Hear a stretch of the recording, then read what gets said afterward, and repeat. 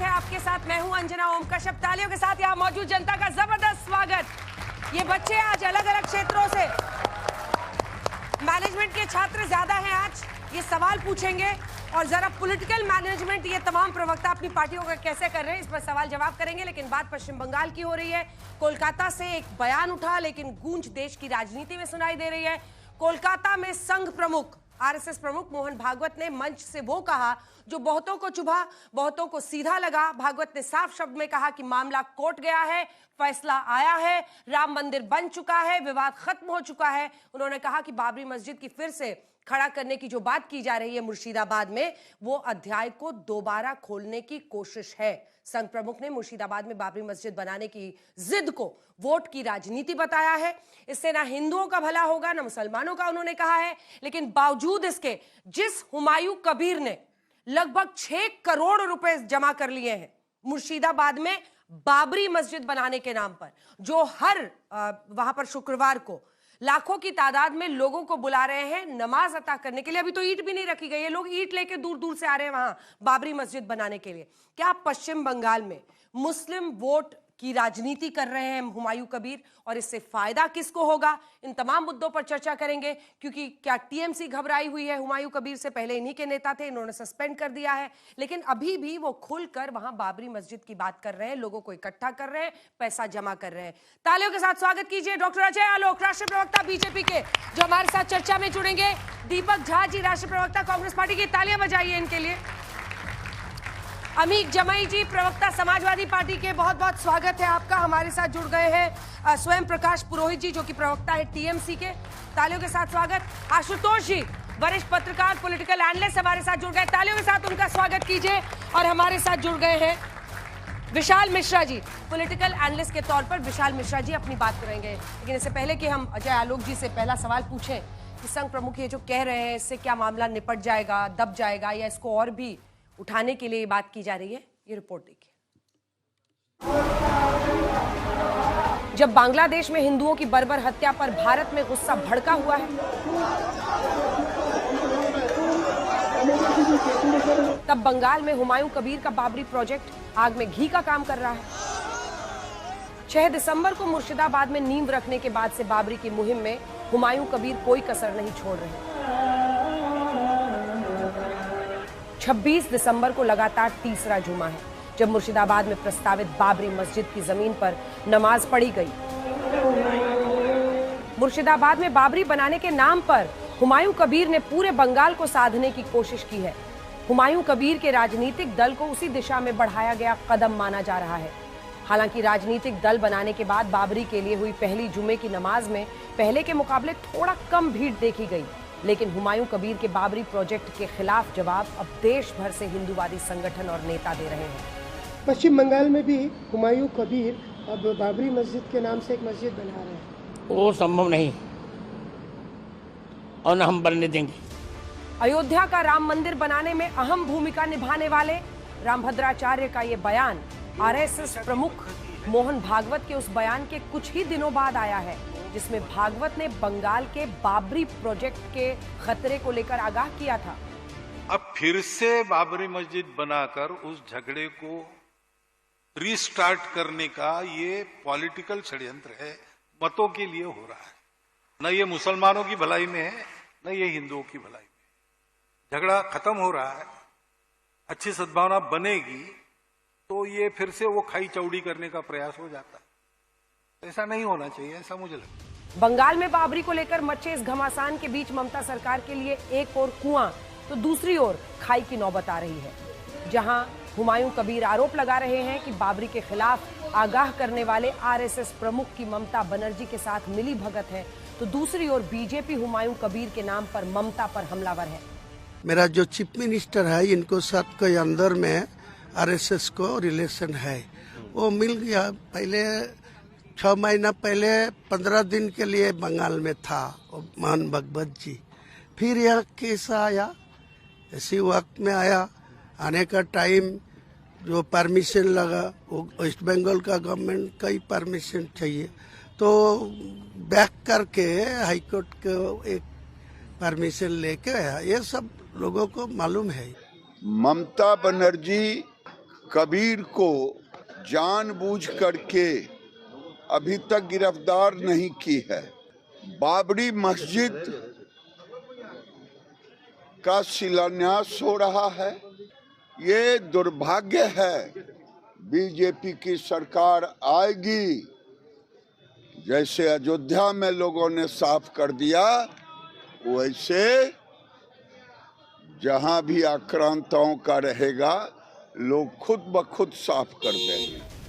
बंगाल में बाबरी अचानक से बेहद संवेदनशील मुद्दा बनता जा रहा है। इसकी आंच कम से कम बंगाल के चुनाव से पहले मध्यम पड़ती नहीं दिखाई पड़ रही है। ब्यूरो रिपोर्ट आज तक।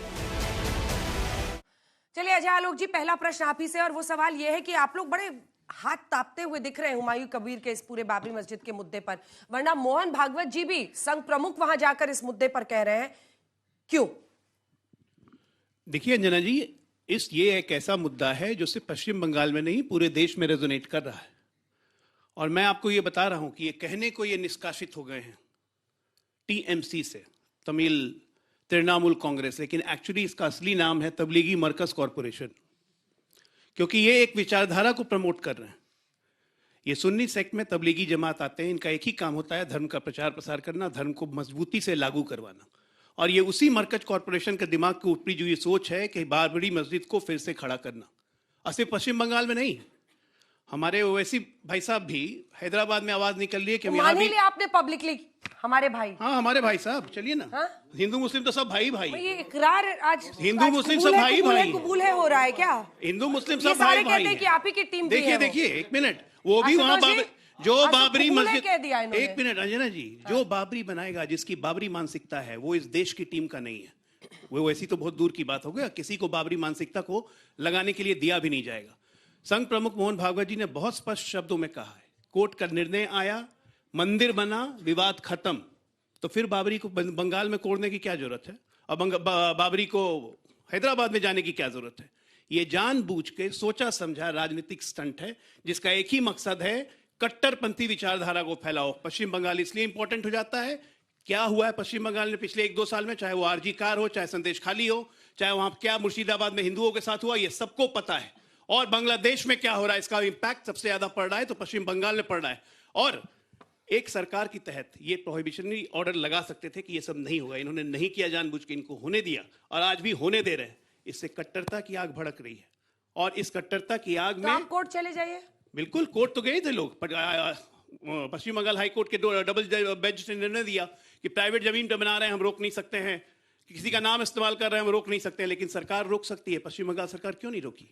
क्यों नहीं रोक रहे? क्या कर रही है पुरोहित जी? केंद्र सरकार क्या कर रही है? संविधान बनाना हमारे हाथ में नहीं है। Law and order law and order देखिए, होता है? Law and order state government का है, मगर लॉ एंड ऑर्डर के ऐसा लिखा है क्या कि आप मस्जिद नहीं बना सकते हैं या मंदिर नहीं बना सकते हैं? मैं अजय आलोक जी से पूछना चाहता हूं, जब दुर्गा पूजा कमेटियों को पैसा दिया जाता है, आपके नेता वहां विरोध क्यों करते हैं? जब वहां पर पश्चिम बंगाल में जगन्नाथ धाम का मंदिर बनता है, उसके प्रसाद को आपके नेता हराम कहते हैं। ये एक मानसिकता कैसी है? आप हिंदू धर्म की बात करते हैं, आप हिंदू धर्म के ठेकेदार नहीं है, आप हिंदू धर्म को बेचते हैं। राम नाम को बेचकर आप अपनी राजनीति चमकाते हैं और उद्योगपतियों को जंगल बेचते हैं। आप एक पेड़ मां के नाम लगाने की बात करते हैं और उद्योगपतियों को जंगल दे देते हैं। ये मैं नहीं कह रहा हूं, चीफ जस्टिस ऑफ इंडिया महाजंगल राज बना के उत्तराखंड में सुनिए जितने चोर आपका नेता कौन है? शुभेंदु अधिकारी, जिसको सीबीआई ने रंगे हाथ रुपए लेते हुए पकड़ा, उस व्यक्ति को आपने अपना लीडर ऑफ अपोजिशन बनाया। आप चोर शुभेंदु अधिकारी को अपना मुख्यमंत्री बनाना चाहते हैं। देखिए, पश्चिम बंगाल की अस्मिता के साथ खिलवाड़ कर रहे हैं, आप बंगालियों के साथ खिलवाड़ कर रहे हैं। जिस तरह से आप बुलडोजिंग कर करके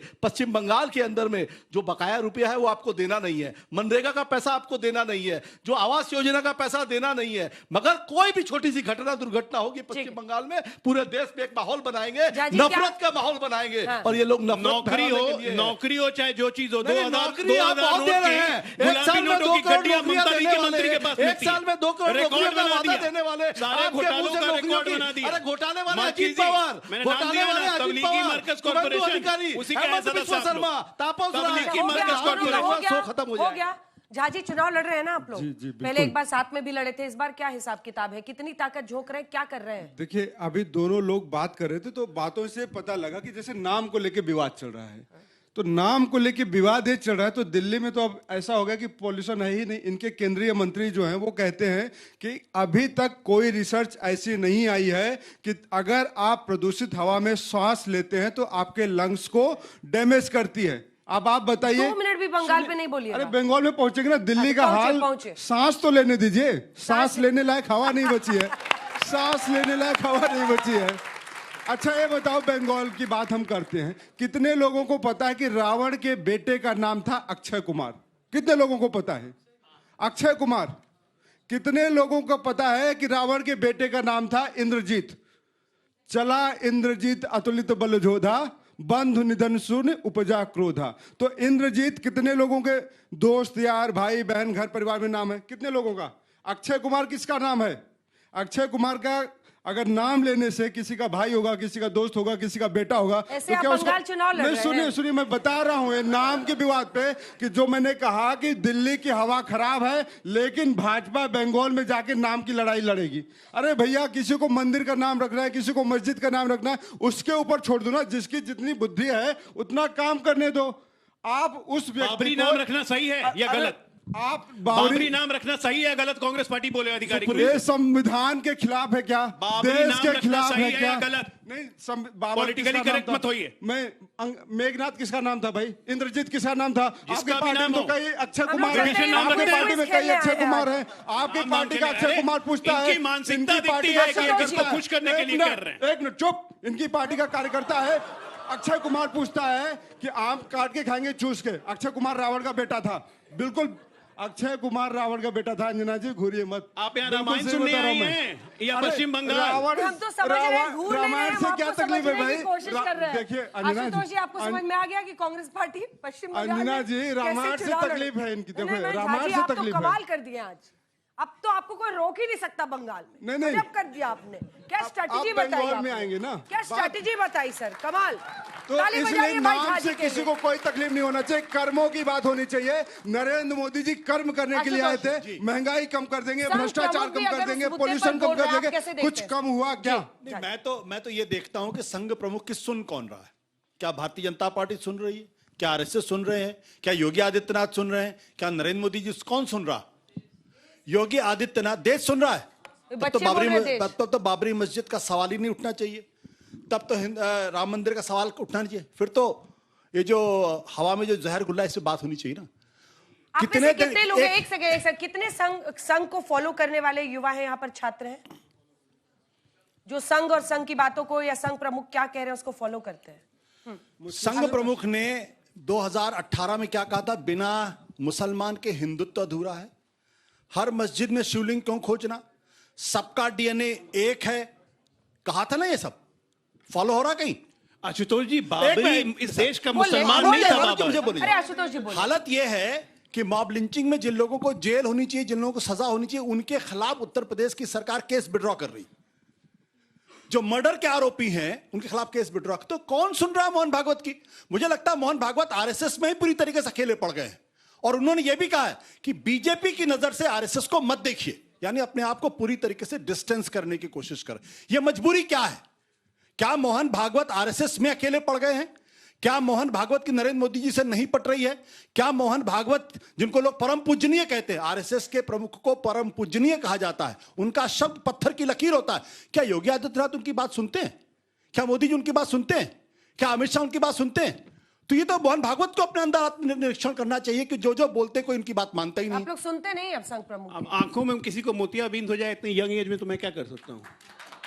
राम मंदिर में लगता है प्रधानमंत्री सुनने वाला कान है, सुनने वाला कान है, आप नहीं सुनते। देखने के आपको दिखा नहीं ना, क्योंकि राम मंदिर में जब प्रधानमंत्री मोदी जी और मोहन भागवत जी साथ में थे, आपको नहीं दिखा होगा अभी 1 महीना पहले। इस देश का दुर्भाग्य है। उसके बाद पोर्ट ब्लेयर में जब अमित शाह और मोहन भागवत जी साथ में थे, आपको नहीं दिखा होगा। इसलिए मैंने कहा कि चश्मा का नंबर बढ़ गया तो मेरा गलती थोड़ी ना है। मैंने आज तक नहीं सुना कि मोदी जी ने, मैंने आज तक नहीं सुना कि मोदी जी ने मोहन भागवत जी को परम पूजनीय कहा हो। एक ही मंच पर होने के बावजूद भी जब राम मंदिर में हो तो परम पूजनीय राम होते हैं। जब उद्घाटन हो रहा था तब भी नहीं कहा। ये भी नहीं पता इसका मतलब क्या है? जब राम के मंदिर में होते हैं तो परम पूजनीय राम होते हैं। मतलब क्या है? मैंने आपको बोला हुआ है हिंदू कि आज की तारीख में आरएसएस प्रमुख की कोई नहीं सुनता, ना बीजेपी वाले सुनते हैं, ना प्राइम मिनिस्टर सुनते हैं, ना योगी आदित्यनाथ सुनते हैं, और ना संघ परिवार के अंदर लोग सुनते हैं। अच्छा आशुतोष जी, आपको इतनी चिंता क्यों हो गई है मोहन जी की? नहीं, मुझे संघ प्रमुख की जो स्थिति है, पैथेटिक स्थिति है, उस पर मैं टिप्पणी कर रहा हूं। मैं एक सवाल आपसे पूछना चाह रही हूँ कि पलट के, क्योंकि आप समाजवादी पार्टी को रिप्रेजेंट करते हैं और हमेशा ये लोग मुस्लिम तुष्टीकरण का आप पर भी आरोप लगाते हैं। मैं ये कह रही हूँ कि वो कौन सी मानसिकता है जिसकी वजह से मुर्शिदाबाद में बाबरी मस्जिद बनाने की बात हो रही है और इतना समर्थन मिल रहा है कि लाखों लोग ईंट लेके और 6 करोड़ रुपए अपनी गाड़ी कमाई के, हमारे रिपोर्टर जब वहां पहुंचे तो कोई 50 रुपया दे रहा है, कोई गाड़ी कमाई का 100 रुपया दे रहा है और इस बात से खुश है कि बाबरी मस्जिद वहां बन रही है। ये कौन सी मानसिकता है और ऐसा क्यों है, और कैसे एक हुमायूं कबीर को लगता है कि हम इसको बुना सकते हैं वोट के लिए? देखिए, आप जानते हैं कि नए नए नेता पैदा करने में जब तक बीजेपी एनडीए का कोई समर्थन ना हो और कोई डीएनए ना जुड़ा हो तो नया नेता किसी राज्य में पैदा ही नहीं हो सकता। आप हमें ये बताओ, एक तो थे हुमायूं कबीर, आप सबने नाम सुना होगा, महान समाजवादी नेता, इस देश के इंटीग्रेट करने वाले सोशलिस्ट मूवमेंट के अजीम लोगों में से, और ये एक फाशिस्ट और कम्युनल हुमायूं कबीर जैसा आदमी जो पूरे उत्तर प्रदेश को सांप्रदायिकता की आग में जला देना चाहता है। मैं पूछना चाहता हूं, इसमें जितने भी बच्चे हमारे यहाँ, हमारी बहनें छोटी छोटी सब बैठी हुई हैं, मेरे ख्याल से 99% बच्चे ऐसे होंगे जो कहेंगे कि हिंदू मुसलमान की जो नफरत की राजनीति है हम उसे पसंद नहीं करते हैं। ये बच्चे जानना चाहते हैं हम सब हुक्मरानों से, नेताओं से, पॉलिटिकल क्लास के लोगों से कि क्या बात है कि पूरे दिल्ली में जितने भी हमारे छोटे भाई बहन हैं घर में लैपटॉप से बैठ के पढ़ाई कर रहे हैं। मैं पूछना चाहता हूं कि आखिर बीजेपी को, आरएसएस को पश्चिम बंगाल में जहां जहां चुनाव लड़ना है, हिंदू मुसलमान, दलित बैकवर्ड, अपर कास्ट बनाम बैकवर्ड दलित, आपको क्यों करना पड़ता है? ये जो आपकी दिल्ली के मुख्यमंत्री हैं जिनका नाम है मुख्यमंत्री QAI, क्या फरमा रही थी मैडम? इनको ये नहीं पता कि QAI AQI क्या चीज है। आज पूरे दिल्ली में जहां हमारे प्रधानमंत्री रहते हैं, जहां हमारे LOP साहब रहते हैं, जहां हमारे मैक्सिमम सब भाई बहन हमारे यहां पे रहते हैं, साफ हवा के लिए प्रधानमंत्री मोदी जी पक्ष विपक्ष के साथ बैठने को तैयार नहीं।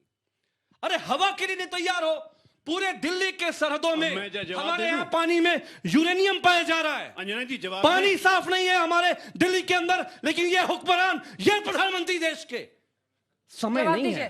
खाली किसको गाली देना है? राहुल जी को गाली देना, किसको गाली देना? अखिलेश यादव जी को गाली देना। अरे गाली दो, बताओ इस देश के हमारे भविष्य को साफ पानी कब दोगे? आप सुन लीजिए, साफ जो है हवा कब दोगे? देखिए ऐसा है, जो राजनीति कांग्रेस हो, चाहे टीएमसी हो, चाहे समाजवादी पार्टी हो, कांग्रेस हो, टीएमसी हो, समाजवादी पार्टी हो, किसी ने एक शब्द नहीं बोला। साफ हवा, साफ पानी के खिलाफ एक शब्द नहीं बोला।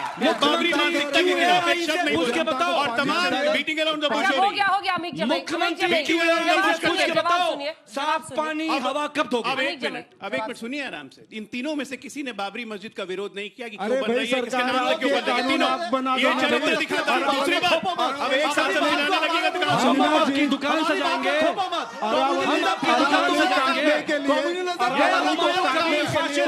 तुम लोग फैलाते हो। अगर देश के अंदर में नफरत का बीज आप लोगों तो बोल रहे हो। हुमायूं के लिए आप इतना और ये हुमायूं कबीर फाशिस्ट जो पश्चिम बंगाल का है, मैं कह रहा हूं समाजवादी पार्टी की तरफ से, ये बीजेपी आरएसएस का आदमी है।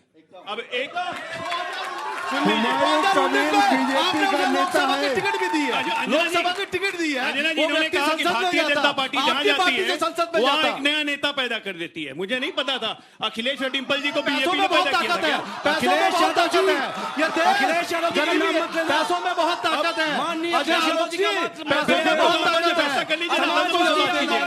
जवाब तो आपको देना है। समाजवादी के ऊपर जमानी अखिलेश यादव जी, उनका नाम मत लेना। ये बताओ, हुमायूं कबीर के जरिए पश्चिम बंगाल में हिंदू मुसलमान क्यों जरूरी है? अच्छा हो गया, आपने एक अच्छा टॉपिक, ताली भी बज गई। अब थोड़ा जवाब भी सुनना है, भाषण देने थोड़ी आए। एक लाइन की बात है। इन तीनों में से किसी ने एक मैंने भी हुमायूं कबीर की भर्त्सना नहीं की, हुमायूं कबीर की भर्त्सना नहीं की, बाबरी मस्जिद के बारे में बताइए कि बंगाल का जो बकाया पैसा है 2 लाख करोड़ रुपया, कुछ बोल नहीं आप देंगे नहीं। बनना चाहिए ना, हवा बनना चाहिए दिल्ली ना। की हवा खराब कर दिया है। अरे हवा तो आपकी देश की हवा खराब है। खराब कर दिया है। पूरे देश तो में आपकी खराब हो इस्लामिक ही कल्चर चुकी है। आपने फॉलो करा दिया हवा है। तो आप देश लोगों की की दिनों हवा की खराब हो गंद चुकी फैला दी है, है। दिल्ली की बिक रहा है। हवा सब पूरी देश की हवा इन्होंने खराब कर दिया विशाल है। मिश्रा जी, भैया दिल्ली को सांस लेने लायक बनाओ विशाल ना। जी, विशाल जी देखिए, युवा है, जेनजी से जुड़े हुए, वो हवा हवा कर रहे हैं, उनको साफ हवा चाहिए भाई। अब इनकी हवा निकल चुकी है।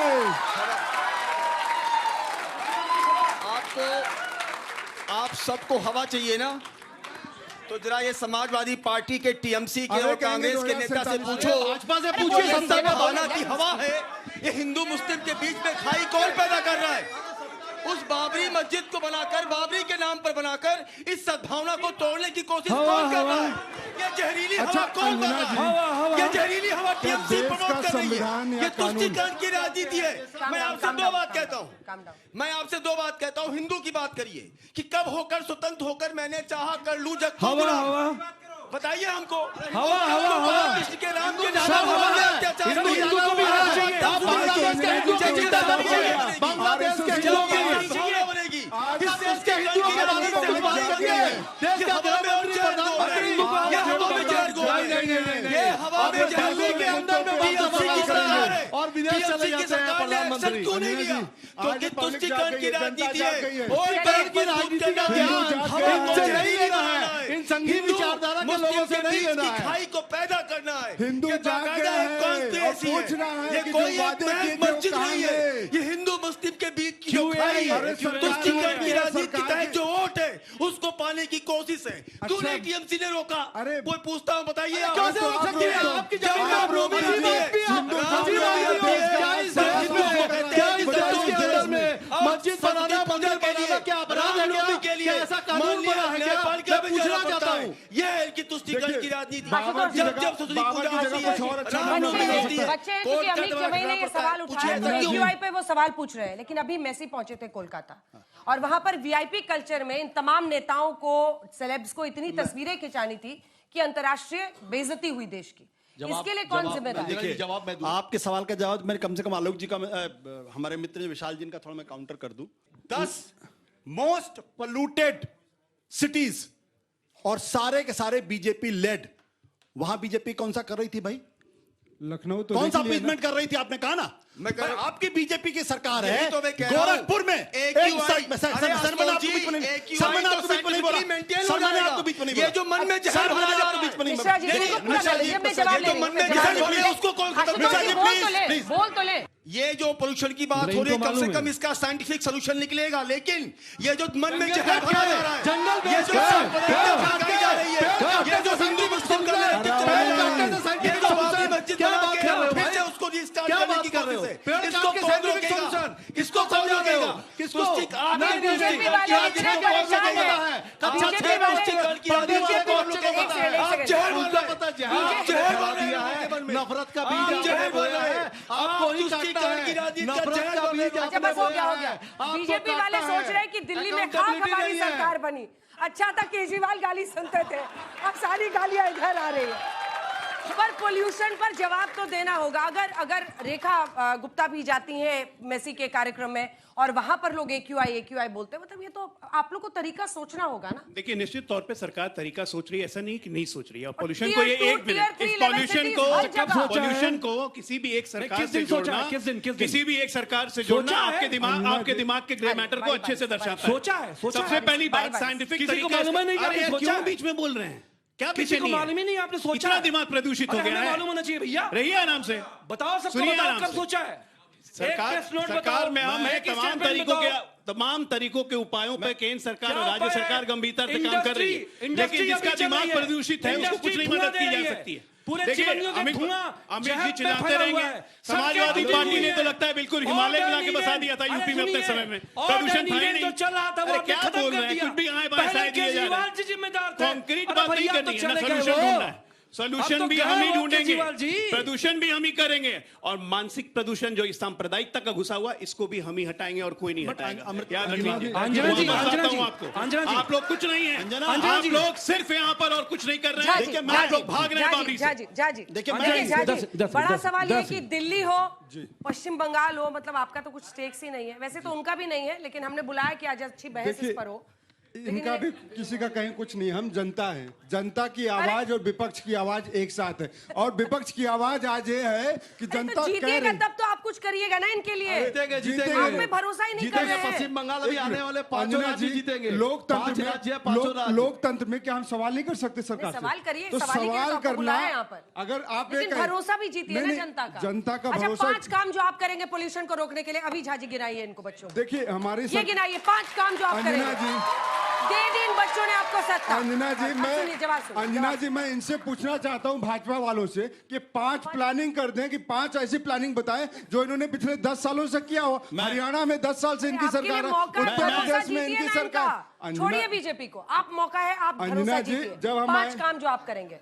भाजपा नाकामयाब पार्टी है, ये सिर्फ और सिर्फ बाबरी और हुमायूं कबीर में आपको लड़ाने की कोशिश करेगी, इसलिए ऐसे छपट 5 काम 5 अंजना जी हकला रहे, कहां से बोलेंगे 5? अरे आप लोगों, आप जनता को एक सवाल का जवाब दीजिए। एक मिनट, ये राहुल गांधी जी, आपने क्या किया? पहली बात क्या यमुना साहब हो गई, हम बहुत काम कर रहे हैं, हम बहुत काम कर रहे हैं, यमुना साहब हो गई, यमुना भी साहब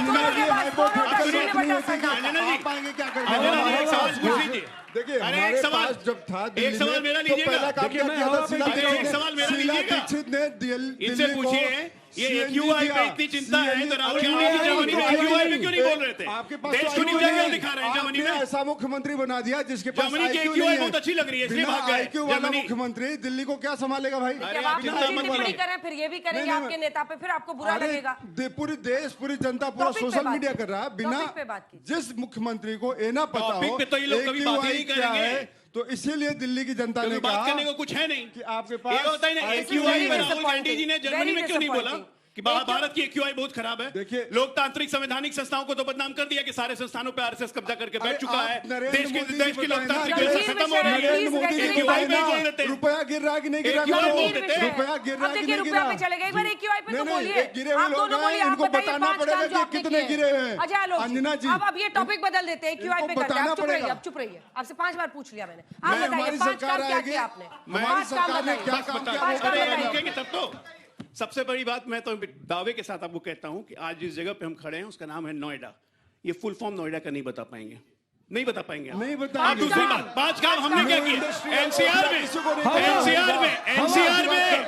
एनसीआर में ग्रेड 4 ऑलरेडी लागू है, सारे कंस्ट्रक्शन एक्टिविटी बंद हैं, कोई खनन एक्टिविटी नहीं हो रही है, इंडस्ट्रियल पोल्यूशन और वेस्ट को मैनेज किया जा रहा है, चाहे यहाँ पे यूपी से हो, चाहे दिल्ली में हो, चाहे हरियाणा में हो। नए STP प्लांट लगाए गए हैं लगातार। दिल्ली में BS6 से नीचे की गाड़ी की एंट्री बंद हो चुकी है, नया पोल्यूशन PUCC चलान नहीं कर रहा है, 10,000 से ज्यादा व्हीकल को बैठा दिया गया है, इलेक्ट्रिकल बसें लगातार चल रही है।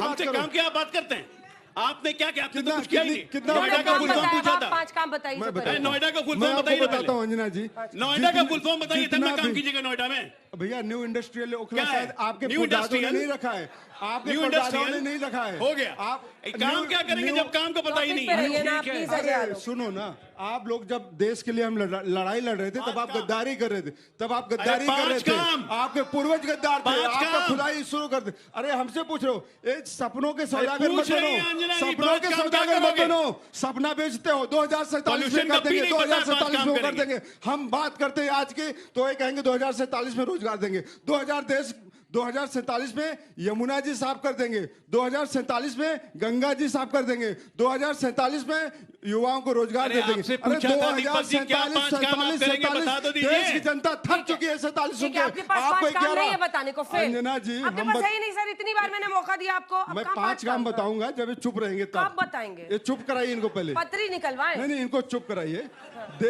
देश की अगर हवा बदलनी है, पूरे देश को साफ करना, इनलीगल कंस्ट्रक्शन जितने भी चल रहे हैं वो सब बंद करना पड़ेगा। जितने भी माफिया, खनन माफिया हैं, वो आपको बंद करना पड़ेगा। जितने भी इलीगल फैक्ट्रीज चल रही हैं, दिल्ली से बाहर शिफ्ट करना पड़ेगा आपको। दिल्ली के कम से कम 200 किलोमीटर से बाहर अब आपको जोन डेवलप करना पड़ेगा। दिल्ली ओवर पोल्यूटेड हो चुकी है, ओवर क्राउडेड हो चुकी है। आपके पास ब्रेन नहीं है प्लानिंग करने के लिए। 2047 की बात करते हैं, 2047 के लिए आपको काम और काम। मैं बता रहा हूँ ना, 5 काम गिना दिए अंजना जी। हम ऐसे लाइन पे आ गए। तो ब्रेन जब होगा प्लानिंग कमीशन के साथ सुझाव तो मानिए, विपक्ष अगर सुझाव दे रहा है मानिए, उस पर एक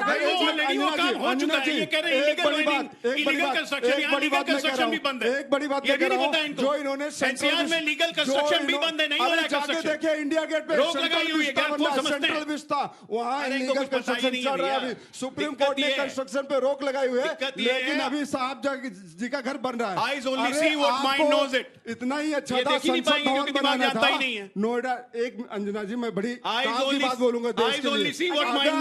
संसद भवन मोदी जी दिल्ली से 100 किलोमीटर बाहर बना दिए होते ना, तो दिल्ली का आधा कचरा साफ हो चुका होता। संसद भवन दिल्ली से 100 किलोमीटर बाहर नहीं राजधानी बनाना है क्या? साफ हो गया होता। नहीं राजधानी बनाना है, बाहर बनाते ना, नए शहर में साथ। जब बन रहा था तो सुप्रीम कोर्ट में जब गए थे रोक लगवाने, तो ये आइडिया देते में माहिर है, नया लोग बना देते। राजधानी बदल देंगे, शंकु है, इटली ले शंकु बनाने में राजधानी इटली ले जाते हैं।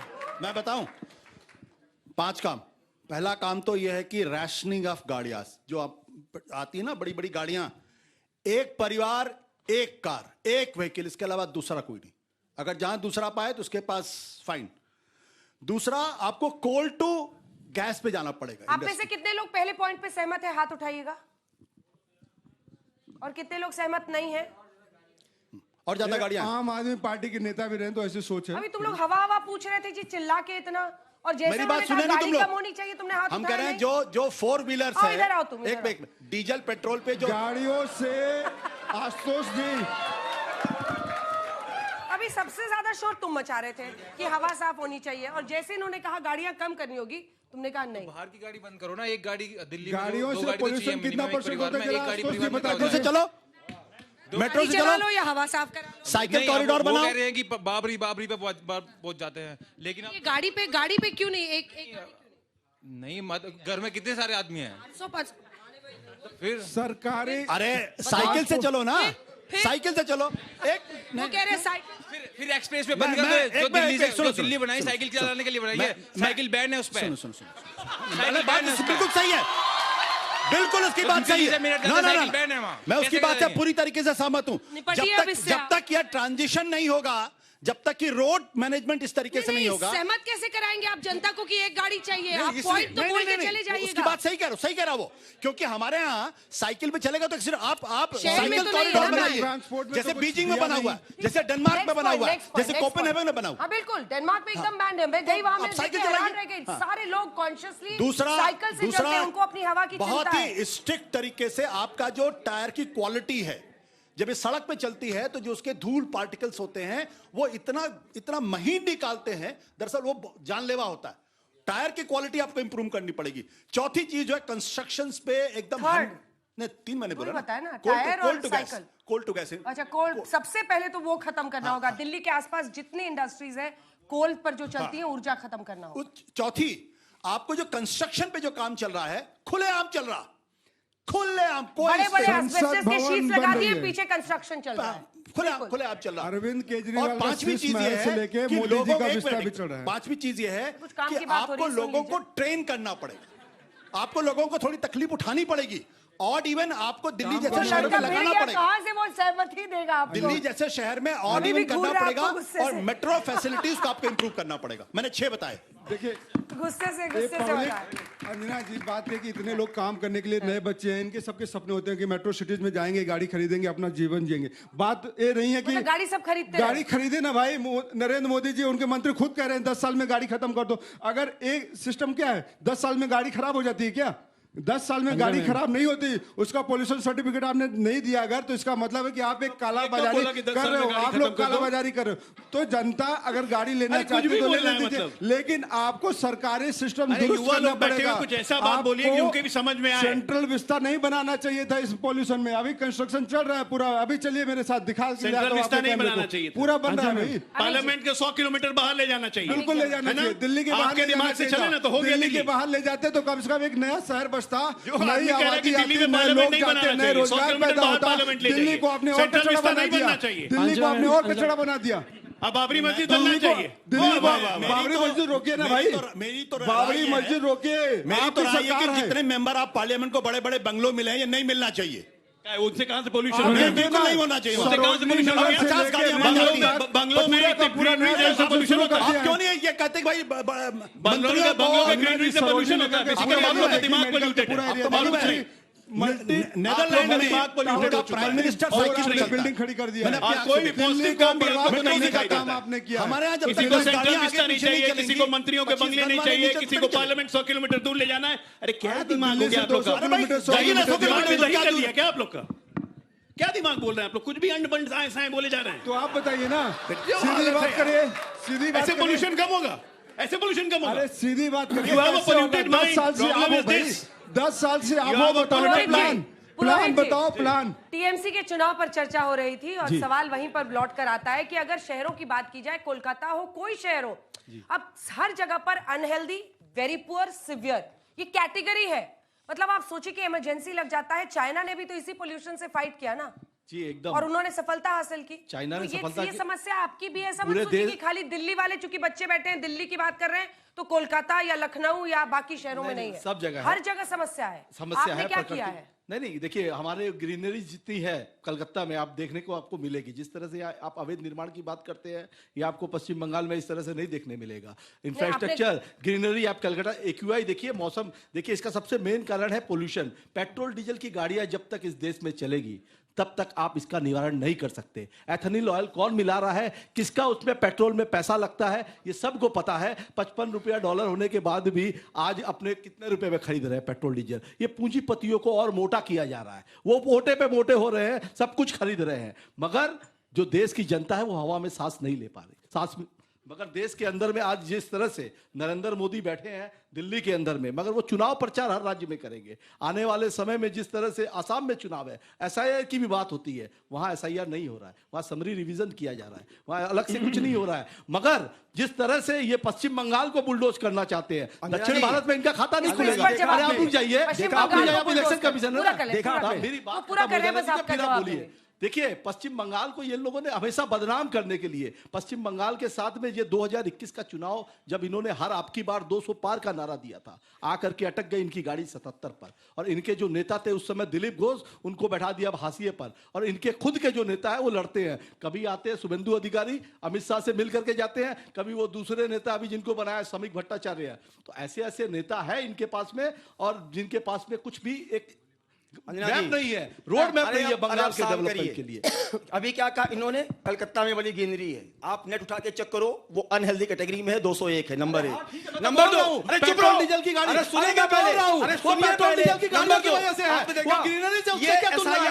ग्रीनरी से कैसे तुलना कर सकते हैं? तुलना कैसे कर सकते हैं आप ग्रीनरी से? ममता बनर्जी जी ने 4 अगस्त 2005 को लोकसभा में फील्ड के ऊपर फाइल फेंक दी थी कि अवैध घुसपैठियों पर चर्चा क्यों नहीं हो रहा है। वही मुख्यमंत्री आज एसआईआर में घुसपैठियों को बचाने के लिए कितने पकड़ा गए बताइए ना, आप डाटा दीजिए, आपके पास डाटा है, कोरोना में कितने लोग मरे? अगस्त 2005 को ममता जी ने लोकसभा में फाइल फेंक दिया था अवैध घुसपैठियों पर चर्चा होने के लिए। आज वही एसआईआर का विरोध क्यों? क्योंकि अवैध घुसपैठियां जाएंगे तो इनका वोट कटेगा। ये देखिए तुष्टिकरण की पराकाष्ठा, ये तुष्टिकरण की पराकाष्ठा, ये तुष्टिकरण की पराकाष्ठा।